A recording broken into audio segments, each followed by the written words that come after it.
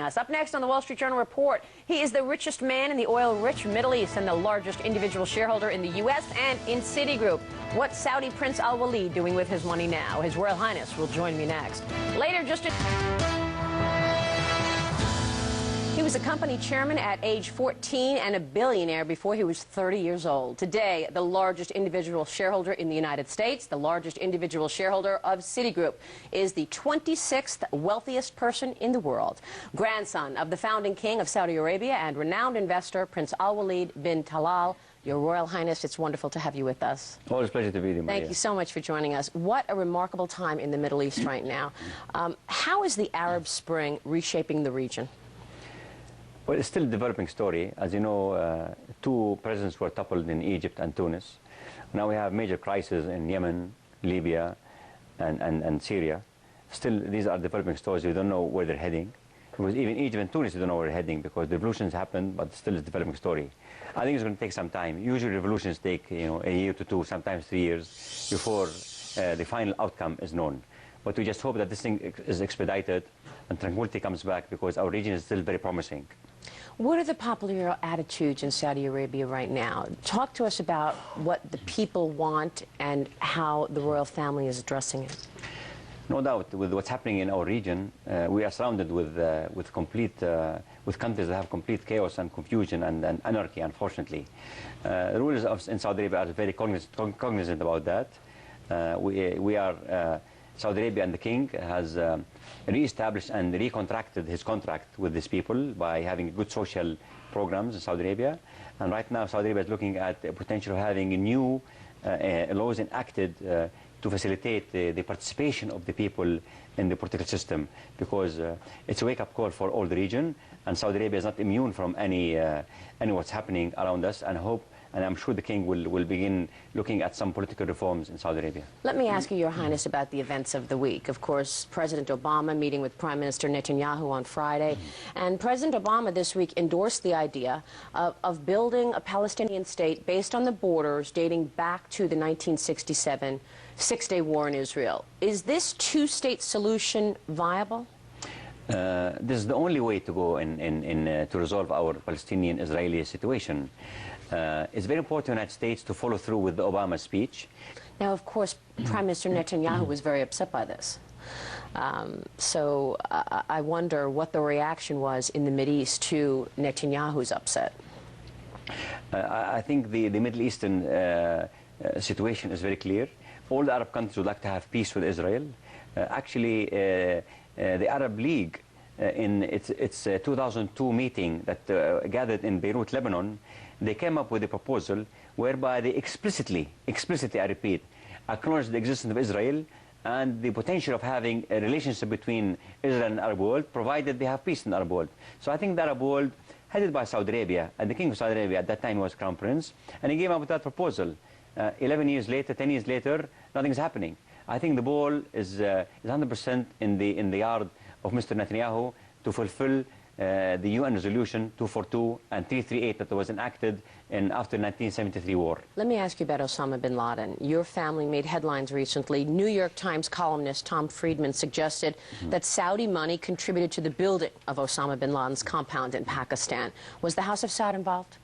Friedman is my friend, and I criticize him for that article, because these days, especially in the crisis that the Arab world is facing and the whole world is facing, the last thing we need right now to have the relationship between the biggest country in the Middle East and the most important country, Saudi Arabia, which also leads not only the Arab world but also the Islamic world, and the United States, which leads the Western world, to have the relation between both countries focused only on oil, although oil is being important. The relationship between Saudi Arabia and the United States is way, way, way beyond oil, Mr. Friedman. That's what I tell him. Yeah. He's still my friend, by the way. You have been such a wonderful investor, very, very savvy. Your investment in Citigroup goes back 20 years, the bank returning to profitability last year. Do you think it's on the right track to return capital to shareholders? How are you feeling about that investment right now?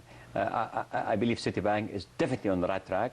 $3 billion being announced just last quarter, and I believe that the reenactment of the dividend policy, although symbolically this year, it's the preparation of what's going to happen in 2012, whereby some capital will be returned to shareholders through a dividend process or through some share buyback. So I believe Citibank's crisis is behind us and over completely. And I thank Mr. Vikram for doing a good job in Citi and rehabilitating that bank and having it go back to where it should be a long time ago. Would you endorse a takeover of Citigroup? I believe after what Citibank has done lately, it's better that Citibank remains independent, because the shareholders have to begin reaping the benefits of their patience in the past years. So I believe that any takeover of Citibank or any merger doesn't make sense right now, unless there is a viable proposal from an entity that can offer something to do. Although I doubt that. Where else are you investing? You're the 26th richest man in the world. Where do you see opportunity? Yeah, you know, we're a holding company. We're a holding investment company. We're very small in number of people. We have only 20 people, one headquarters only. Very similar to Mr. Buffett's policy and strategy. Have small number of people, only one head office, and being very mean and lean. We are looking all over the place. You know, whenever there's opportunity, we get involved. We are very dynamic. We're very much on the move. So we are not fixated to any one country. The whole world is really has a lot of opportunities, be it in China, be it in India, be it in Latin America, being in Europe, or even America, by the way. And Africa.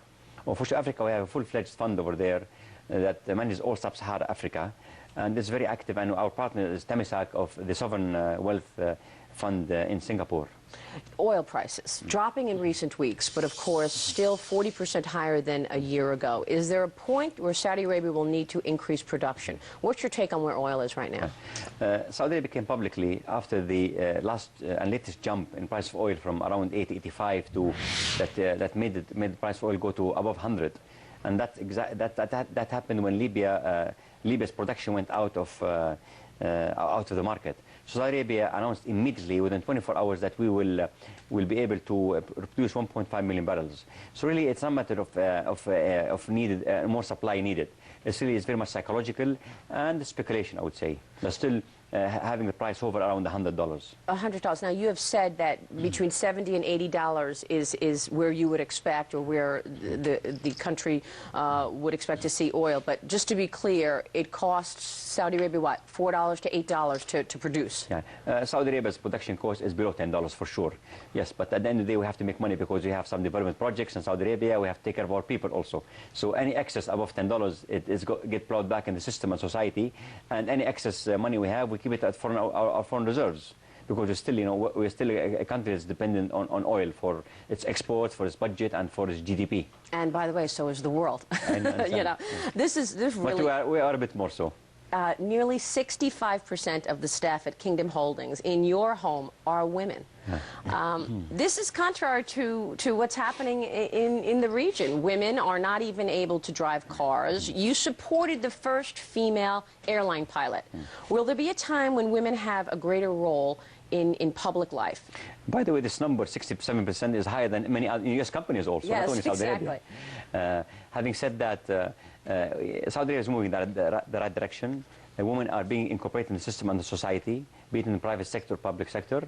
We're heading in the right direction. Saudi Arabia is a very conservative country. It takes time to change, but change is happening also very fast. Your Highness, so nice to have you on the program. Pleasure to be with you, Maria. Thank you so much. Thank you. His Royal Highness Prince Alwaleed.